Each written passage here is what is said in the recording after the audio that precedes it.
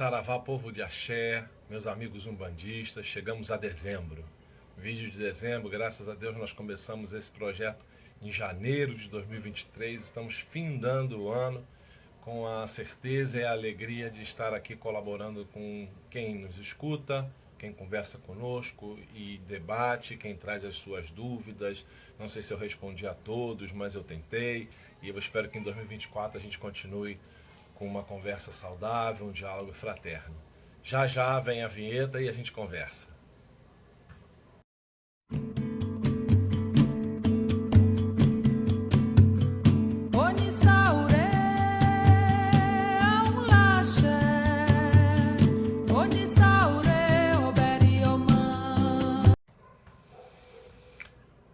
Meus irmãos, durante esse ano nós falamos muito sobre a nossa Umbanda, muito sobre algumas questões pontuais que eu tenho percebido, que eu tenho acompanhado nas redes sociais, e isso tem aumentado a conversa com os amigos sobre a religião, tem me instigado muito a investigar, a pesquisar, a tirar as minhas dúvidas, que eu também tenho dúvidas, né, sobre a nossa religião. E isso é muito bom.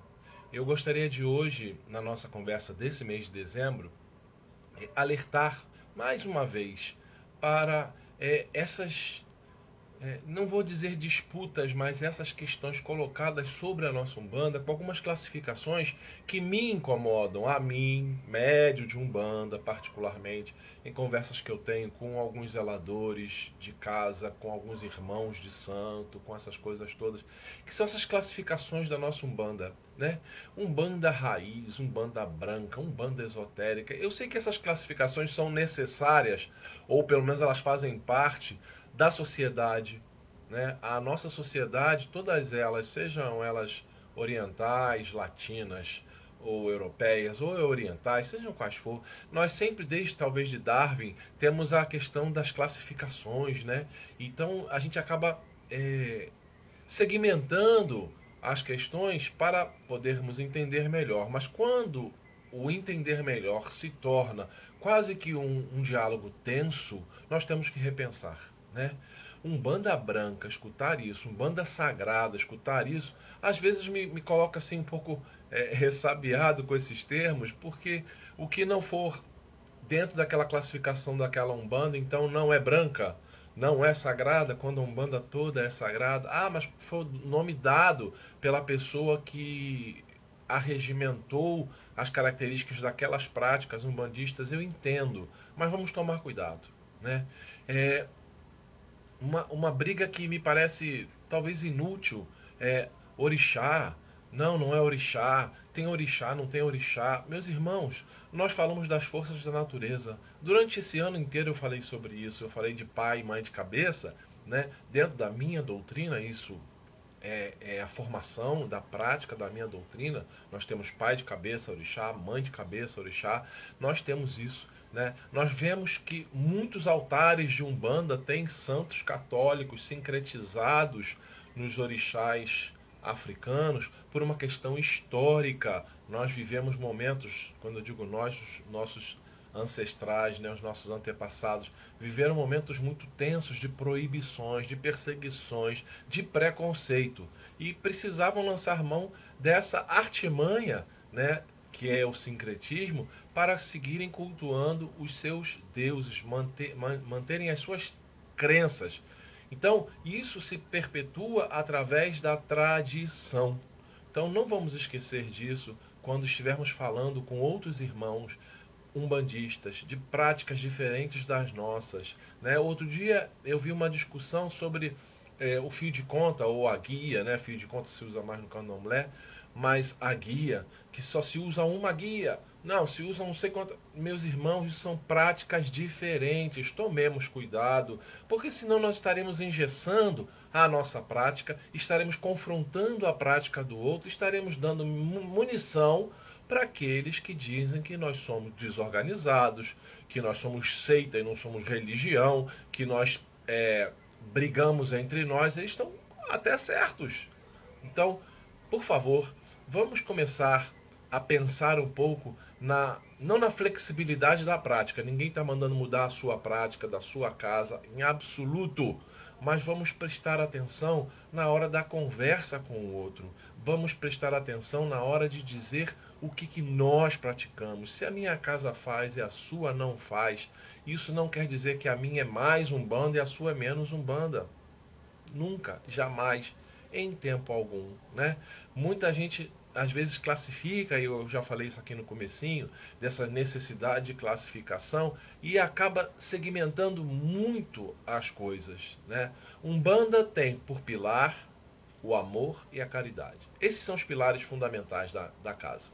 Uma casa que faz o bem, uma casa que não vive das questões espirituais para se manterem, as casas que se mantêm com alguma questão de colaboração das pessoas que frequentam é uma outra história e é uma possibilidade, porque nós temos luz para pagar, gás, água, muitas pessoas têm aluguel e isso é importante. Não é só os médios da casa que participam com as suas mensalidades, as casas que têm mensalidade, mas aqueles que vão à casa, por exemplo, fazer algum tipo de trabalho fora daquele momento da sessão, a sessão ordinária de caboclo, Petro Velho, Exu. Isso acontece em algumas casas. Não tem nada de mais isto, porque nós vivemos num mundo em que nós precisamos do dinheiro. E pai de santo, mãe de santo, pelo menos de Umbanda, né? Até onde eu sei, não vive da Umbanda, vive para a Umbanda, assim como nós também temos a nossa casa, a nossa família, nosso trabalho, nossos compromissos, mas temos também o nosso compromisso com a espiritualidade, com os nossos guias, com as nossas entidades. Então, vamos pensar um pouco nisso e vamos amainar a curiosidade das pessoas. Outro dia havia uma pergunta numa rede social que dizia assim: por que a Umbanda está crescendo mais ou está superando em números? Não sei que tipo de pesquisa foi essa, até coloquei isso lá. Qual é o critério dessa pesquisa? Mas a pergunta era: por que a Umbanda está crescendo mais do que o espiritismo, aquele espiritismo mais veiculado às questões kardecistas, né? E havia uma discussão gigantesca. Eu não sei se isso é verdade ou não. Uma pessoa até falou: não, porque a Umbanda é mais simples e o espiritismo é mais complexo, os textos são mais complexos. Meus irmãos, dentro do Brasil, que é uma infinidade, nosso Brasil é uma enormidade, uma variedade gigantesca, há campo para tudo e para todos. Não sei se essa seria a resposta. Também não sei se a Umbanda está crescendo mais do que o Espiritismo. Não sei. É uma questão a se pensar, né? Tem alguns modismos que às vezes até me incomodam. Estou falando eu pessoalmente, Daniel, né, um bandista.